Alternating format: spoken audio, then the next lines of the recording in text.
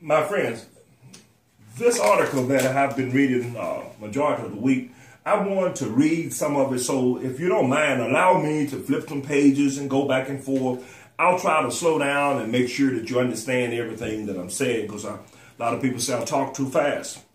But I'm thinking about public education. I'm excited about what we can do to improve public education. One of the things that we need to consider in this final session is who we vote for. We need to quit electing politicians who in terms does not support public education. I mean, that just goes without saying, especially because we all pay tax dollars that go toward financing public education. Now, we need to understand and not elect any candidate that is out there trying to destroy public education. And ladies and gentlemen, it's mind-boggling. They are trying to do it because they put in programs that affect kids who are in poverty area. And we're sitting back in our fine homes, driving our big cars and got our money in the bank. And we're allowing politicians to do the thinking. We just basically don't show up at the board meeting. We don't discuss it in our social circles. We don't do it on our social media. It's just like, well, I just happen to have a child that's in public education and I can't do anything about it. In the meantime, there are politicians and people who live in the other area codes, zip codes, who are going on and saying, we're going to make our system better so that our kids can go and excel better than those kids in that zip code. All right? Now, we need to know what is happening in state funding, charter schools, and vouchers. We need to understand that.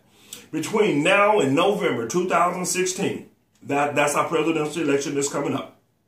Make it your job to identify those who want to harm public education. On the second thought, this article is telling you what you need to do next year. Make sure that you cast your vote for those people who are supporting public education. Let's move on to vision. We need to redefine and recreate our visions of public education, where our vision is greater public schools for every student. That should be our vision. One more time. Our vision should be a great public school for all children. We believe that public education is a gateway to opportunity. Every parent, every educator, every school, teacher, church, organization should begin their meeting by saying, we believe that public education is a gateway to opportunity. All students have the human and civil rights to a quality education that develop their potential, their independence, and their character. You should further say we believe that public education is vital to building respect for worth, dignity, and equality of every individual in our diverse society. We believe a partnership with parents, family, community, and other stakeholders are essential to a quality education for all students. That should be our vision statement and our belief. We should say this. We want to make sure that every teacher across this great country of ours, that we're engaging our students, we're enriching our students, and we're transforming our students to be the citizens that they need to be so they can have a quality education where they have a quality lifestyle. That's what we should be focusing on. Let's turn over a little bit further. Excuse me for flipping the pages in your present, but this is so interesting. Let's end up talking about Miss Olson, Miss Libby Olson. And we want to talk about, we want to hang over in Pennsylvania, in Richmond, Pennsylvania. But Miss Olson, she just intrigued me, this 87-year-old lady who has dedicated her life. Listen to this. There is no separating Libby Olson, a high school guidance counselor and a former English and history teacher, from her career that spanned more than 60 decades. Even a colon cancer diagnostic diagnosed her with colon cancer. And a year of chemotherapy, getting tongue-tied, could only keep this warrior from working from the 3 weeks that she missed. After that, she was right back on the job, and every morning before the sun up, she was there, she was working. Now, let us go and finish the last portion of this talking about what's happening over in Reading, Pennsylvania. Reading, Pennsylvania is a place where there's a great degree of poverty students there. Most lawmakers would agree that low-income students, like all students, deserve a public education that is great till the time comes to pay for it. You would ask any politician, turn the camera lights on and put a mic in for them and say, well, what about poverty students? Oh, they all deserve a great and quality education. But then as soon as he get in the chamber, it's time to vote on funding for public education, all of a sudden, it costs too much.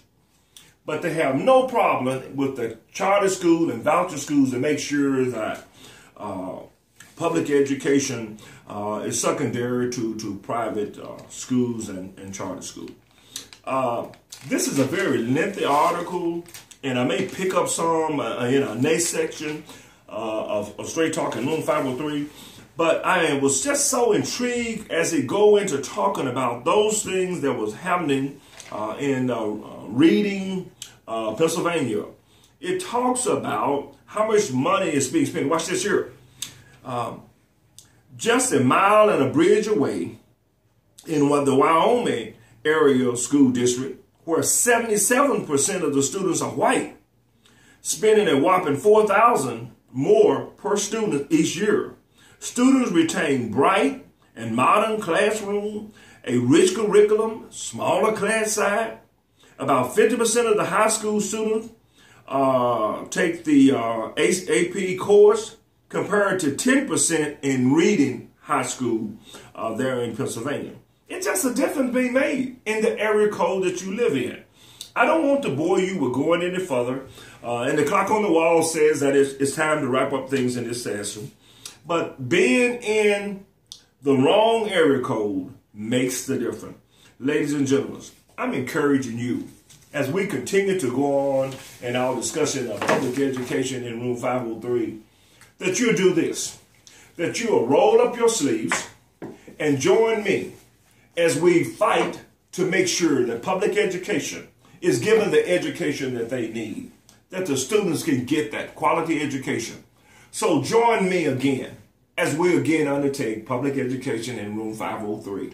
Ladies and gentlemen, I'm your host, Morris Merriweather, the author of Enough is Enough and the host of Straight Talk in Room 503. Will you join me in the coming weeks and coming months to make public education what it should be? How do we do that, Mr. Merriweather? Read further into my book and get some ideas. But in the same time, attend your school board meeting. Encourage parents to attend their parents' conference with their students. And even if you have no students, show up at the schools and let them know that I want to know what's going on, that all of the children in my neighborhood and across this country gets the quality education they so desperately need. Talk with the superintendent. What new programs do you have for all of the children? What are you doing to make sure that everybody excel in public education? You got to ask those tough questions. I know in my hometown, it's quiet as a church mouse. But in your hometown, you need to do something to make sure that the mouse, when it comes out and the light comes on, that we do something. You should be as active as when you turn the light on and cockroaches run. You should get busy and make sure that education is important in your community and for every child. Ladies and gentlemen, I'm your host, Morris Merriweather. Straight Talk. I trust that you have enjoyed this session. And if you did not enjoy it, maybe I'll pierce your conscience and you'll come back and join me next week. Thank you very much. I look forward to seeing you again. Take care to then.